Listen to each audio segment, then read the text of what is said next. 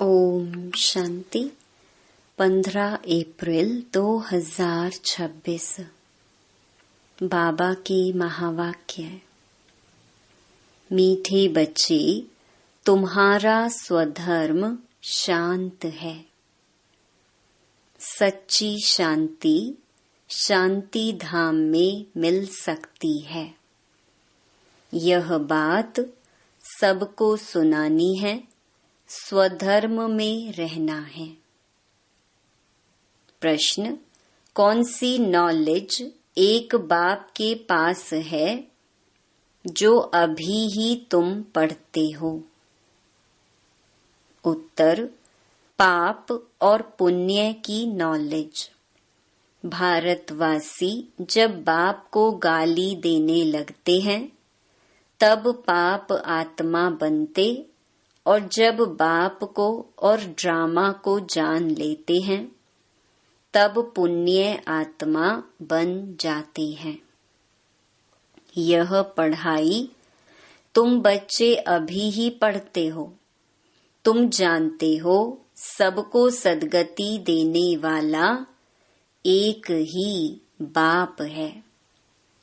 मनुष्य मनुष्य को सद्गति अर्थात मुक्ति, जीवन मुक्ति दे नहीं सकते। गीत: इस पाप की दुनिया से दूर कहीं ले चल। ओम शांति। बाप बैठकर बच्चों को समझाते हैं कि यह है पाप आत्माओं की दुनिया। वह भारत को ही कहेंगे कि भारत पुण्य आत्माओं की दुनिया थी, जहाँ देवी देवताओं का राज्य था।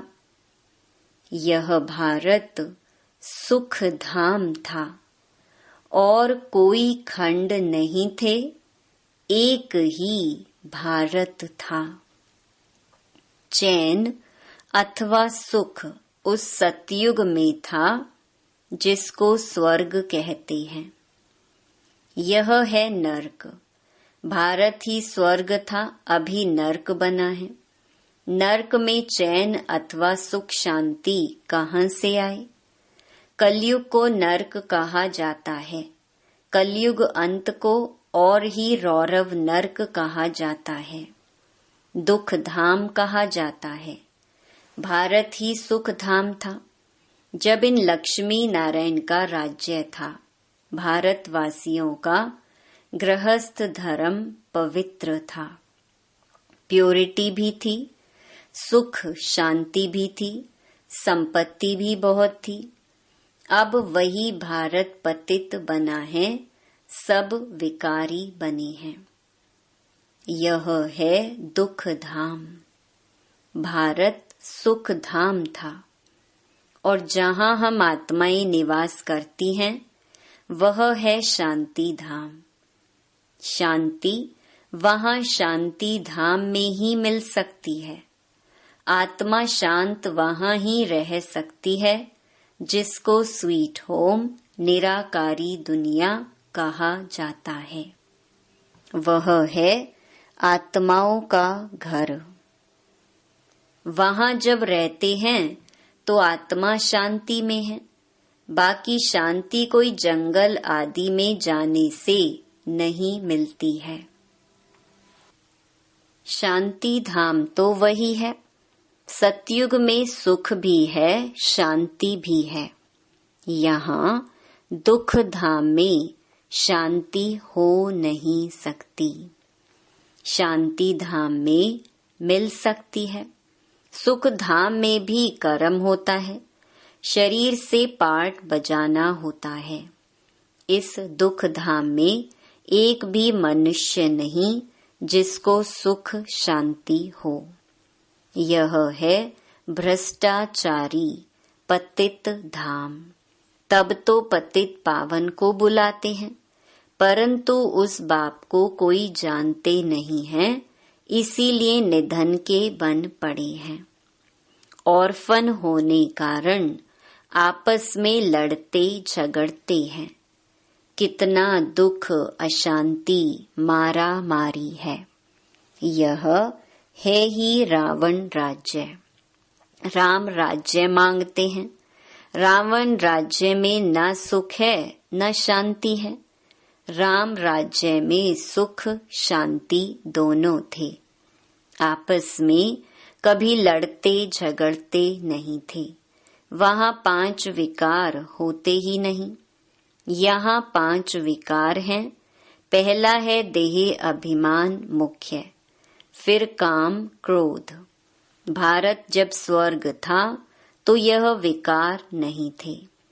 वहाँ देही अभिमानी थे। अब सब मनुष्य देही अभिमानी हैं। देवताएं थे देही अभिमानी। देह अभिमान वाले मनुष्य कभी किसको सुख नहीं दे सकते, एक दो को दुखी देते हैं। ऐसे मत समझो कोई लखपति, करोड़पति, पदमपति हैं तो सुखी हैं। नहीं, यह तो सब है माया का भभका। माया का राज्य है। अभी उनके विनाश के लिए यह महाभारत लड़ाई सामने खड़ी है।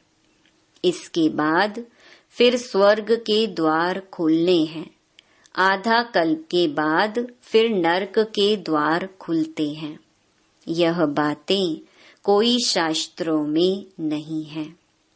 भारतवासी कहते हैं जब भक्ति करेंगे तब भगवान मिलेगा।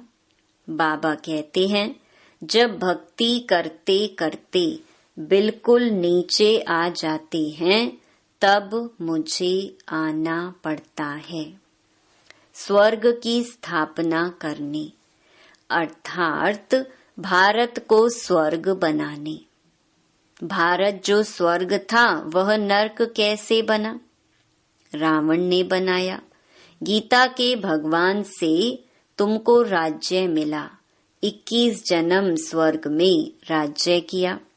फिर भारत द्वापर से कलयुग में आ गया, अर्थात उतरती कला हो गई। इसीलिए सब पुकारते रहते हैं, हे पतित पावन आओ। पतित मनुष्य को सुख शांति पतित दुनिया में मिल ही नहीं सकती। कितना दुख उठाते हैं। आज पैसा चोरी हुआ, आज दिवाला मारा, आज रोगी हुआ। दुख ही दुख है ना। अभी तुम सुख शांति का वर्षा पाने का पुरुषार्थ कर रही हो। बाप से स्वर्ग का वर्षा लेने का पुरुषार्थ कर रही हो। सदा सुखी बनाने वाला एक ही बाप है। सदा दुखी बनाने वाला रावण है। यह बातें भारतवासी नहीं जानते हैं। सतयुग में दुख की बातें होती नहीं। कभी रोना नहीं पड़ता।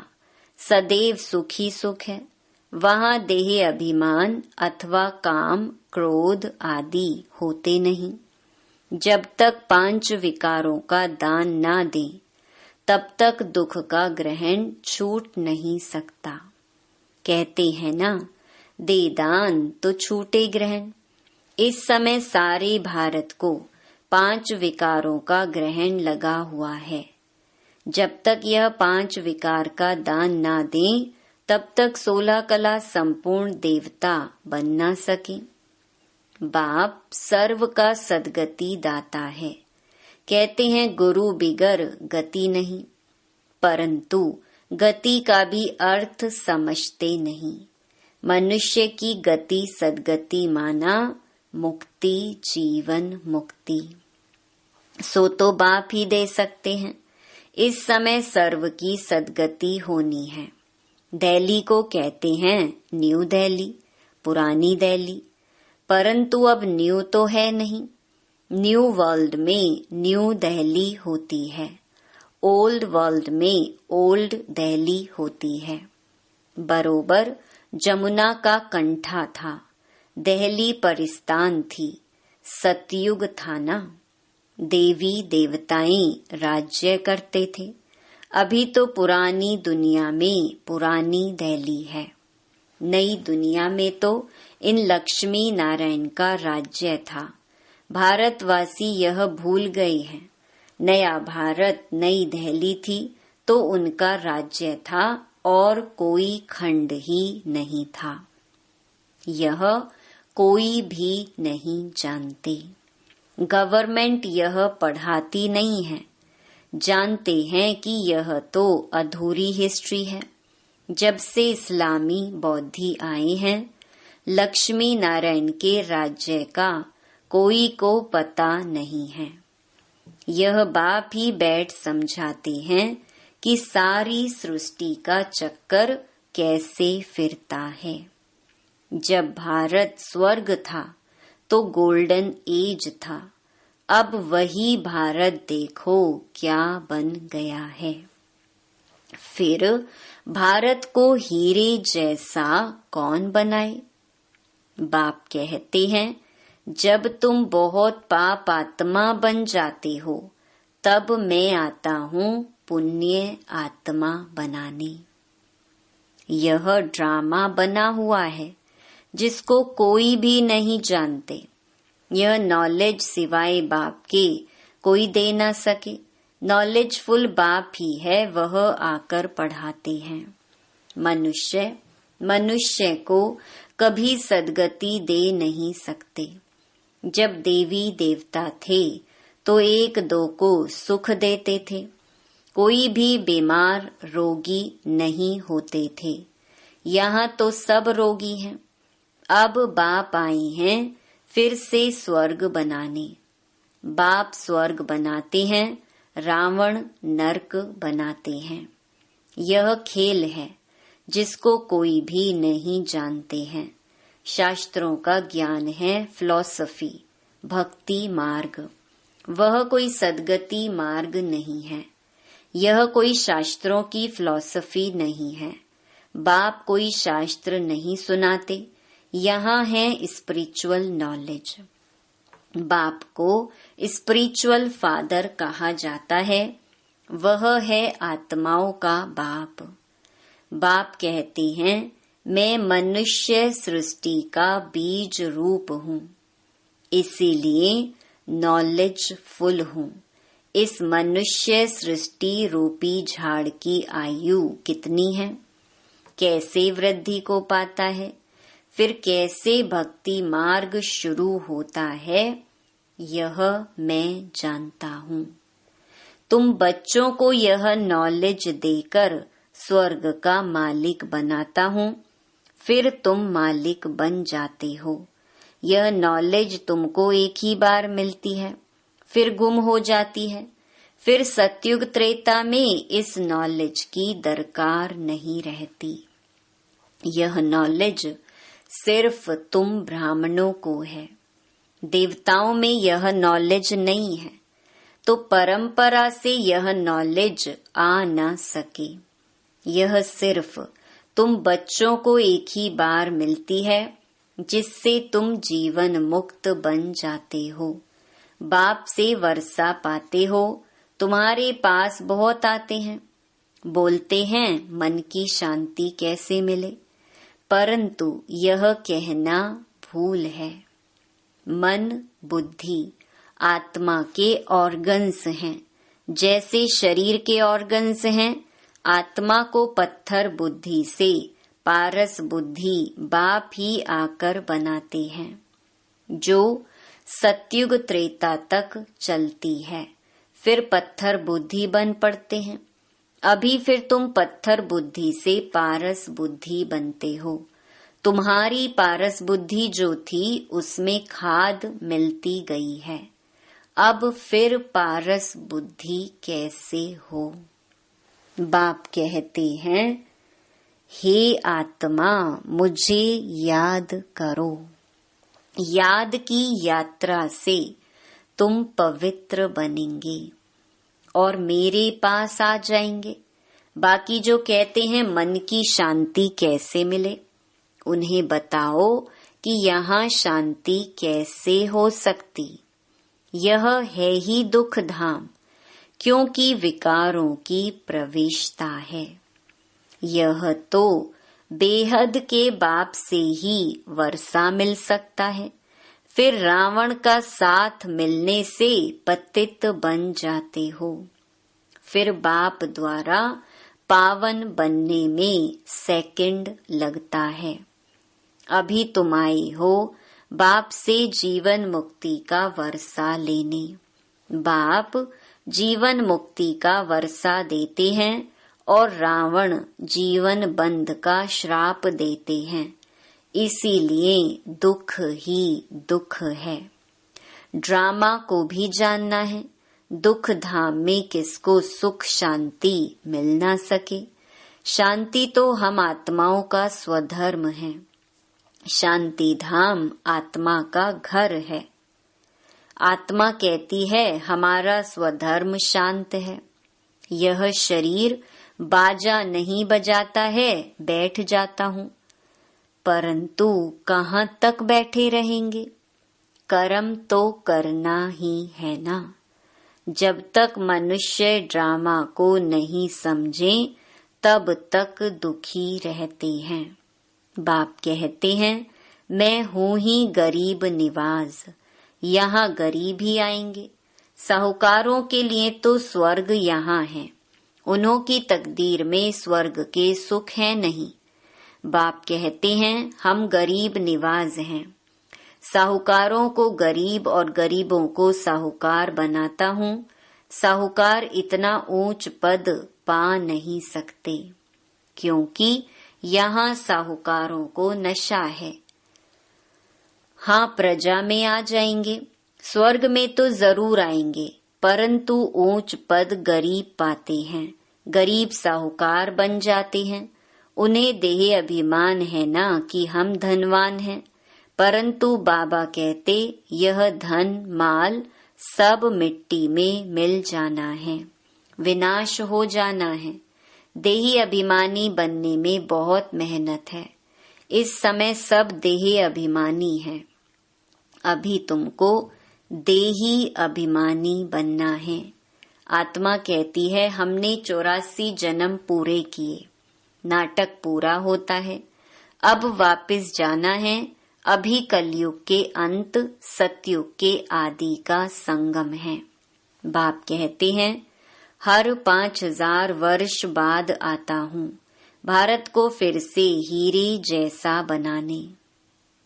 यह हिस्ट्री ज्योग्राफी बाप ही बता सकते हैं। अच्छा, मीठे मीठे सिकी लधे बच्चों प्रति मात पिता बाप दादा का याद प्यार और गुड मॉर्निंग। रूहानी बाप की रूहानी बच्चों को नमस्ते। धारणा के लिए मुख्य सार। पहला, बाप से जीवन मुक्ति का वर्षा लेने के लिए पावन जरूर बनना है। ड्रामा की नॉलेज को बुद्धि में रख दुख धाम में रहते भी दुखों से मुक्त होना है। दूसरा, धन माल व साहूकारी का नशा छोड़ देही अभिमानी रहने का पुरुषार्थ करना है। वरदान, विकारों के वंश के अंश को भी समाप्त करने वाले सर्व समर्पण व ट्रस्टी भव।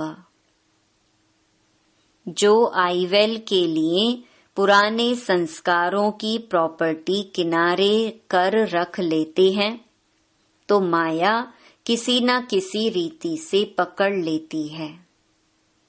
पुराने रजिस्टर की छोटी सी टुकड़ी से भी पकड़ जाएंगे। माया बड़ी तेज है, उनकी कैचिंग पावर कोई कम नहीं है। इसीलिए विकारों के वंश के अंश को भी समाप्त करो। जरा भी किसी कोने में पुराने खजाने की निशानी ना हो, इसको कहा जाता है सर्व समर्पण, ट्रस्टी व यज्ञ के स्नेही सहयोगी। स्लोगन: किसी की विशेषता के कारण उससे विशेष स्नेह हो जाना, ये भी लगाव है। ये अव्यक्त इशारे: महान बनने के लिए मधुरता और नम्रता का गुण धारण करो। मधुरता ही महानता है। इससे मन और मुख का कड़वापन समाप्त हो जाता है। क्रोध अग्नि शीतल हो जाती है। बाप दादा अपने हर बच्चे को शीतल देवता बनाना चाहते हैं। इसीलिए मधुरता के गुण को धारण करो। आपका मुखड़ा भी मीठा हो। मधुरता के गुण से भरपूर बनो। जो भी संपर्क में आए उसे मधुर बोल व शक्तिशाली दृष्टि से भरपूर करो। अच्छा, ओम शांति।